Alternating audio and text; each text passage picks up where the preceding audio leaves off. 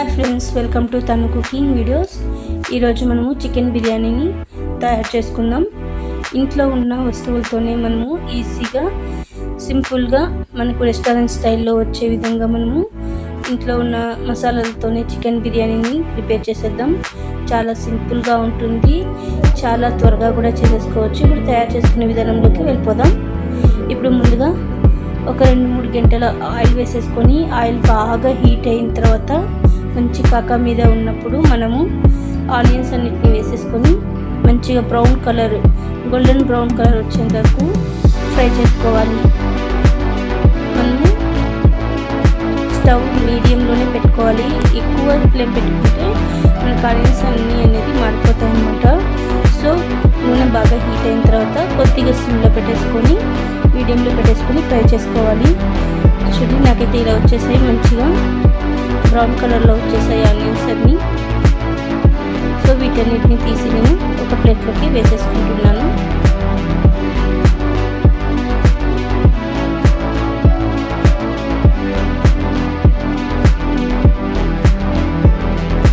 ఇప్పుడు ఒక 1/2 kg chicken తీసేసుకుందాం. ఒక గిన్నెలోకి వేసేసుకున్నాను. ఇప్పుడు ఇందులోకి ఒక 2 టేబుల్ స్పూన్ల అల్లం వెల్లుల్లి పేస్ట్,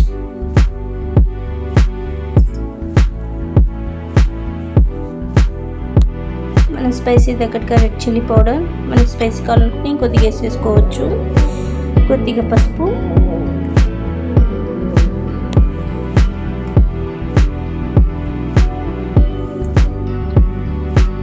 నేను ఇక్కడ గరం మసాలా వేస్తున్నాను. మీకు కావాలంటే చికెన్ బిర్యానీ మసాలా వేసుకోవచ్చు.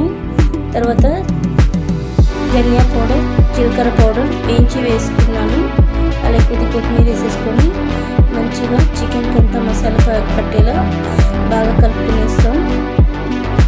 చికెన్ బాగా కలిసిపోయింది కదా. ఇప్పుడు ఇందులోకి ఒక సగం నిమ్మకాయని వేసుకున్నాను.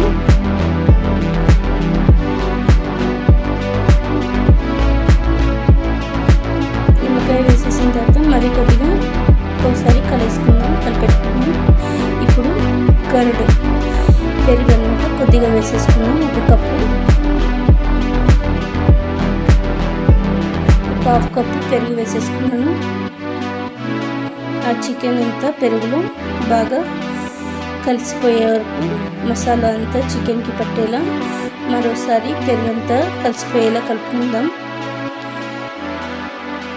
ఇప్పుడు ఇందులోకి చికెన్ బిర్యానీ దినుసులు ఉంటాయి కదా, మసాలా దినుసులు ఇందులోకి వేసేసుకుందాం. అలాగే ఫ్రై చేసిన ఆనియన్స్ వేసేసుకొని మరోసారి కలుపుకుందాం.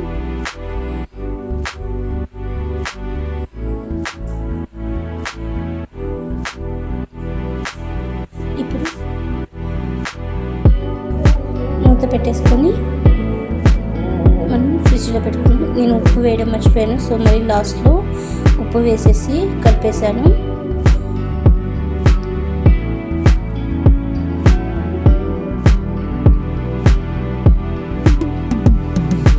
బాగా కలిసిపోయేలా మరోసారి కలిపేసేసుకొని ఇప్పుడు చికెన్ని మూత పెట్టేసుకొని ఫ్రిడ్జ్లో పెట్టేసుకోవాలి ఒక 1 అవర్. అంతలోపు మనము రైస్ని బాయిల్ చేసేసుకున్నాం. ఒక గిన్నెలో నీళ్ళు తీసుకొని మసాలా దినుసులన్నీ వేసేసుకొని అలాగే అల్లం వెల్లుల్లి పేస్ట్ 1 టేబుల్ స్పూన్, అలాగే రుచికి సరిపడా ఉప్పు వేసేసుకొని నీళ్ళన్నీ మంచిగా ఉడికేలాగా ఫస్ట్ నీళ్ళన్నింటినీ మరిగేలాగా పెట్టుకోవాలి. ఫస్ట్ నీళ్ళన్నీ మరిగించుకున్నాం. అందులోకి ఒక 2 టేబుల్ స్పూన్ల ఆయిల్ వేసేసుకున్నాను.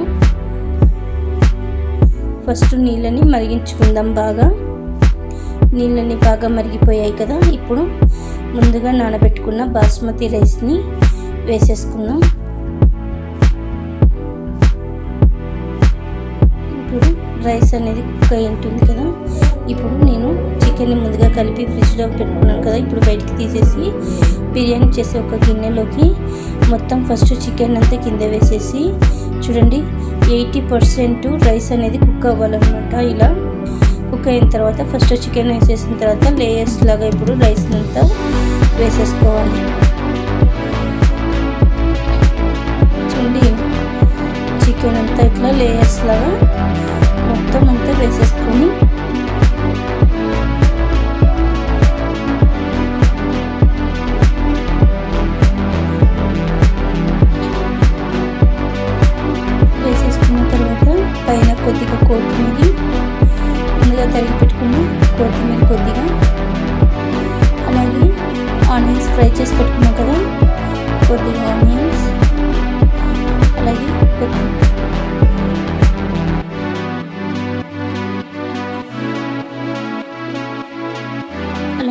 కలర్ అనమాట. ఇది మీకు ఆప్షనల్, కావాలంటే వేసుకోవచ్చు, లేదంటే స్కిప్ చేసేయచ్చు. ఇప్పుడు ఒక 2 టేబుల్ స్పూన్ ఆయిల్ కానీ లేదంటే నెయ్యి కానీ వేసేసుకోవచ్చు. నేనైతే ఇక్కడ ఆయిలే యూజ్ చేశాను. మీరు కావాలనుకుంటే ఇక్కడ నెయ్యిని కూడా యాడ్ చేసేసుకోవచ్చు. ఇలా మూత పెట్టేసుకొని ముందుగా నేను గోధుమ పిండి కానీ లేదంటే మైదా పిండి కానీ ఇలా చపాతీ పిండిలా కలిపేసుకొని ఆవిరి అనేది బయటికి పోకుండా మనము గిన్నెకి మొత్తం క్లోజ్ చేసేసుకోవాలి. పూర్తిగా కింద అడుగంటకుండా ఒక పెనం కానీ లేదంటే ఒక డబ్బా రేకు కానీ కింద పెట్టేసుకొని మనము కుక్ చేసుకోవాలి మీడియం ఫ్లేమ్లోనే. ఒక 15 మినిట్స్ కుక్ చేస్తే చాలు, మనకి రైస్ అనేది రెడీ అయిపోతుంది. చూడండి, కుక్ అయిందంటే అందుకనేసి మేము ఓపెన్ చేస్తున్నాము. చూడండి, చాలా కలర్ఫుల్గా ఉంది కదా.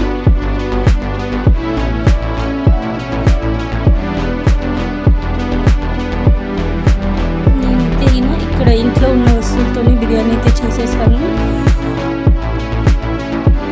చాలా స్పైసీగా, చాలా టేస్టీగా ఉంటుంది. తప్పకుండా మీరు కూడా ట్రై చేయండి. మీకు ఇంట్లో దొరికే మసాలాతోనే ఈజీగా ప్రిపేర్ చేసుకోవచ్చు బిర్యానీ అనేది. చూడండి ఎంత కలర్ఫుల్గా ఉంది కదా రైస్. ఇంట్లో ఒకసారి చేసి పెట్టారంటే బయట అస్సలు ఎవరే కానీ అడగరండి. సో తప్పకుండా ట్రై చేయండి. Please subscribe my channel.